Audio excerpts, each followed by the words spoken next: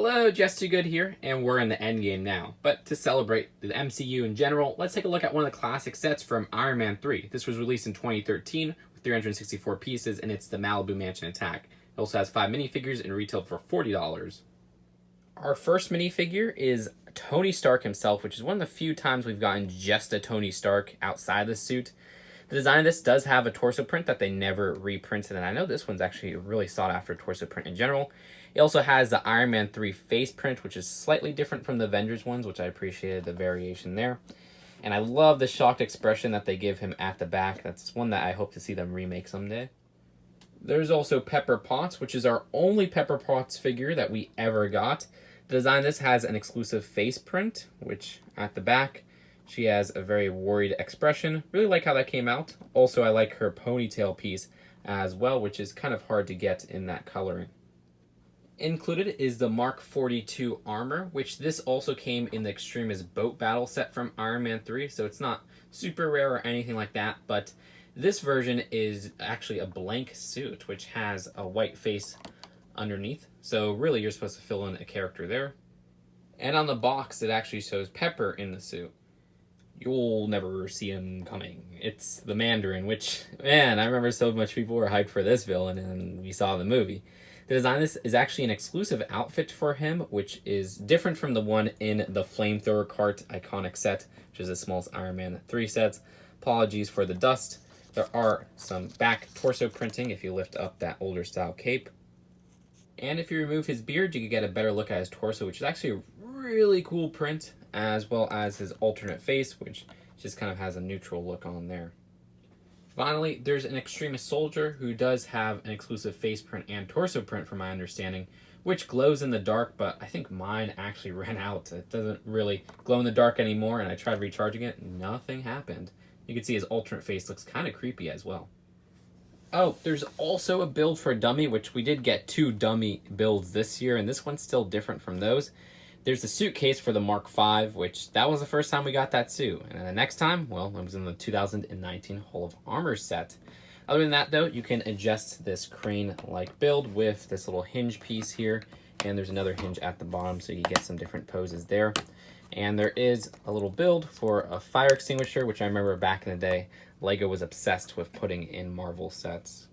So as for the builds of the set, there's a Malibu Mansion and this helicopter. So the Malibu Mansion is really just a section of the whole build from the movie. Instead, it's just that Bayview window-esque design. I think that's probably the best choice because this is a $40 set. It couldn't be something too expansive, and you picked really the most iconic design and added some parts to it, even though it might not be super accurate in its spacing. The Hall of Armors is just a small section in this corner right here. And this was really the only Hall of Armors we had until 2019, this year. Just these 2 little slots right here. And I think they fit well, and keep in mind, these were really the only 2 suits released the year before. Then there was 2 more suits released in Iron Man 3's Wave in 2013. So they didn't really need a big one, but now we have so many suits, it makes sense to have a big one. You could add the 2 suits from the Avengers sets, which fit in perfectly, the Mark 7 and the Mark 6. And there's a play feature to kind of have that Hall of Armors explode.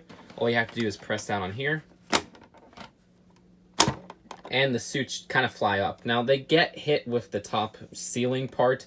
I wish it was a little bit more, I guess, spacious in this area so that they could go flying, but it's still a pretty cool play feature.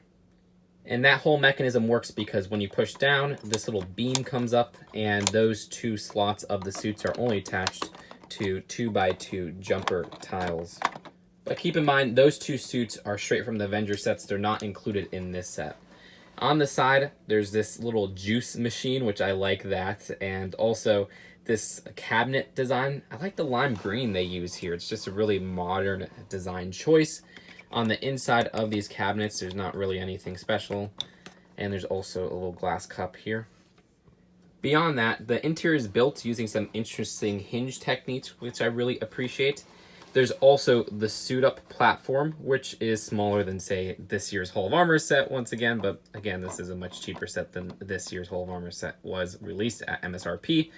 We do have these 2 screens, which are stickered, and you have one showing Tony suiting up, and then another one just showing kind of the specs of what seems to be the helmet or whatnot. And you can spin this whole platform as you'd like. Also, it extends right here where we have just a little tool holder with a wrench and also a hammer. Moving back to the exterior, there's some stickers with a little alert warning, another sticker at the bottom, another warning of this helicopter coming, another sticker.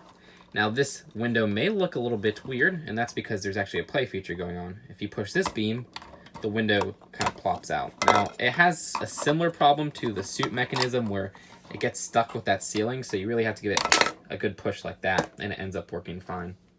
Either way, that's it for the build of the Malibu Mansion. Now it's time to go on to the more inferior build, which is that helicopter. Which the design of the helicopter was super similar to the 2012 Wolverine Chopper Showdown copter. Like, I rebuilt this one with the other one side to side, and the similarities are just kind of striking, though there are some differences. I think this whole kind of front area is actually a little bit better done on this copter in general. You do have a sticker here. You also have a sticker of, what is it, like the 7 rings or whatever the heck it is, which never really got explored in the MCU since that movie. Also some more sticker designs on the side. There's a cockpit section which holds the Extremist Soldier. Not too much going on there. Unfortunately, no printed little control panel or anything, which is quite annoying. They do have an area to stand a minifigure on the side, which is where the Mandarin kind of sits on the box, so I put him there again. More flick missiles, which we got on both sides. And finally, just the propeller up top, which works pretty well. It's not a bad design. And at the tail, there's another propeller here. But that's really it for this copter. I guess I like the color scheme and just the sleeker design, but in general, it's still not really that interesting of a build. As for the instructions, there's only 2, and there's one for the helicopter and one for the Malibu Mansion. Fun fact, I had to buy these off eBay because I cannot find mine. I can't find the box, or I know where it's at. I am not able to get it at this time. Also, it came with a comic, which has the ad for the sets. This one only has an ad for the first Marvel video game from LEGO, so it's kind of a shame. I want to look at some of those other Iron Man 3 sets, but it's no big deal. So overall, this is definitely from a different time. I mean, the design of this is only 6 years old, but so much has changed with LEGO and licensed themes in general. The design of this is also the same location as the Hall of Armors, and you can see how they're vastly different sets. With, I think, the look of this in the exterior being better than the Hall of Armors, but I get the appeal of the Hall of Armors where you could buy multiple ones of them to display all your Iron Man suits. Back when this was released, there was only about 4 Iron Man suits that were released in retail sets, so it made sense to not have that big of an expansion of the Hall of Armors. But with all that considered, I can't really give this a rating, but it is definitely still one of my favorite MCU sets in general. But either way, what do you guys think? And are you guys hyped for Endgame? Leave your thoughts in the comments below. I'll see you guys later. Peace out. Bye.